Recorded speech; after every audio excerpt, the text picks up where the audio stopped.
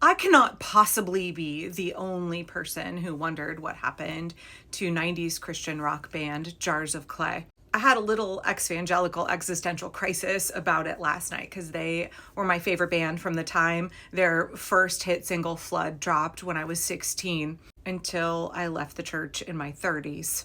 Whether or not you are religious, I think most Gen Xers in particular know who Jars is, at least would recognize their first hit song because it played on regular radio. It was not a religious hit, right? I started listening to them before I even knew that they were a Christian band. It wasn't until I bought their album and listened to the whole thing I was like, oh, wait a minute. Okay, you have to forgive me here. I had to cut the sound out because YouTube wouldn't let me publish this video at all, obviously because it contains copyrighted music. If you want to watch the whole video in its entirety with all of the sound, you can go watch it on TikTok or on Facebook, where apparently they don't have any problem with me publishing it. But this hit single, Flood, came out in 1995 when I was 16 years old. But the lyrics were, "Rain, rain on my face, hasn't stopped raining for days. My world is a flood."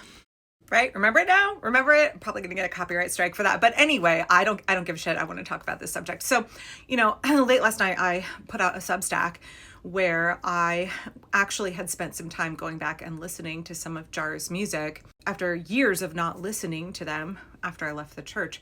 I've been spending more and more time with some of their really profoundly, for lack of a better word, ecclesiastical songs, lots of songs about doubt and struggle and the human condition, mourning. Most of their music is incredibly melancholic, incredibly poignant, whether or not you are a religious person, and I found so much of it meaningful this year. Whatever, if you want to go read that whole thing on Substack, go for it. But I was wondering, what happened to these guys? I did vaguely remember back in the 20-teens, early 20, maybe it was 2013 or so, Dan Hazeltine, the lead singer for Jars, he had put out this tweet that was like, "Low-key, I'm kind of not opposed to gay marriage. Like that would be fine." And that series of like very benign tweets kind of tanked the band. Christian radio stations stopped playing their music. Pastors made all kinds of horrible sermons about Dan and Jars, calling them heretics, saying they had lost their way, they were anti-Christian, they should be boycotted. And I don't know how much Dan and Steven and Matt and Charlie had any disagreement within the band themselves about the position of gay marriage, but I do know that the band kind of fell apart after that. But I wasn't at a place in my life where I was really listening to their music or following them at all anymore. So it just kind of, right? I didn't really realize what happened until this week. I was like, what are these guys up to now? Are they still making music? So I did a tiny bit of Instagram stalking. I read some news stories between 2014 and 2023 about these guys, some interviews.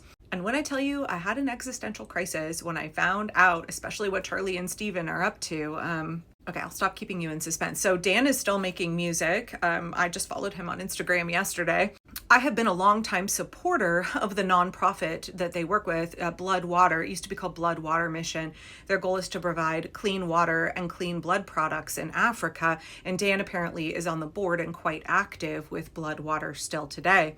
Instagram tells me that Matt is still a full-time musician, although I'm not familiar with any of the bands that he's been collaborating with or other musicians he's been working with.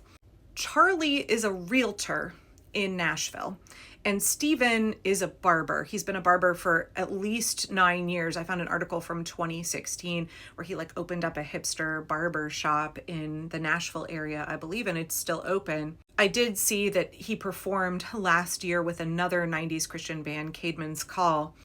And no hate to these men for wherever their lives have taken them and whatever journey they're on. I hope they are very happy and, living their most fulfilled lives. Absolutely. But it is so heartbreaking to me to see that a band that produced just such profoundly powerful music just kind of faded away into nothing.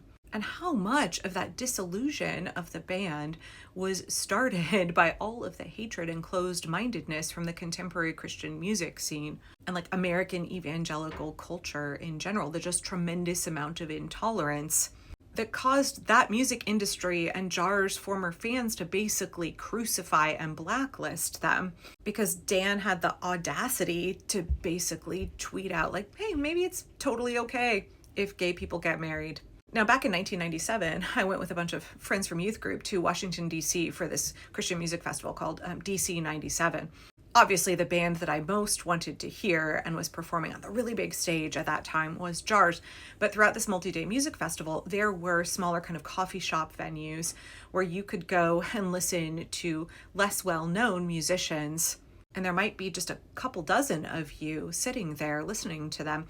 And in one of those settings, I heard a woman who I still think is one of the best live performers I've ever seen. I was struck by her music, her voice, her skill with the guitar, her presence on the stage. She was not well known at all, and I think her first album was kind of almost like a demo album because later on, a year later, after she got really discovered, she put out what was her first album, but it actually was her second, and I had her first. Her name was Jennifer Knapp.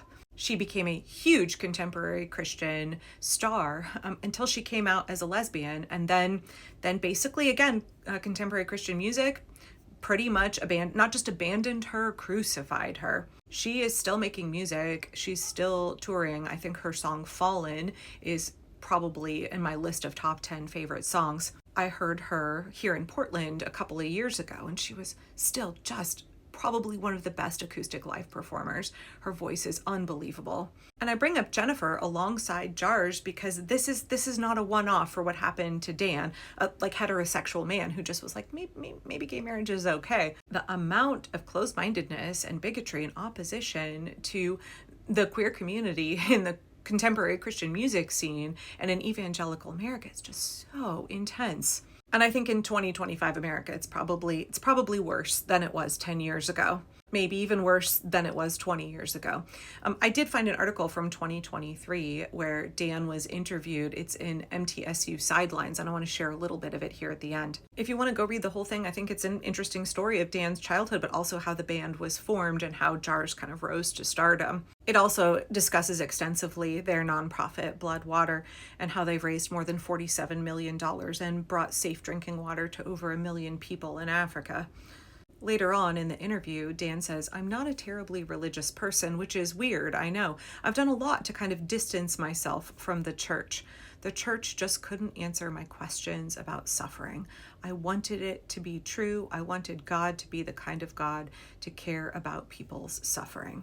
He then goes on to discuss the scandal. "We were kind of whipping boys for the Christian church," he says, remembering what happened when he tweeted in support of gay marriage before getting on a plane, earning a storm of backlash from their many fans. The tweet came after he watched a movie called 12 Years a Slave on a plane ride and noticed strong similarities from the justification for slavery in the movie and the justification for anti-LGBTQ plus marriage and equality.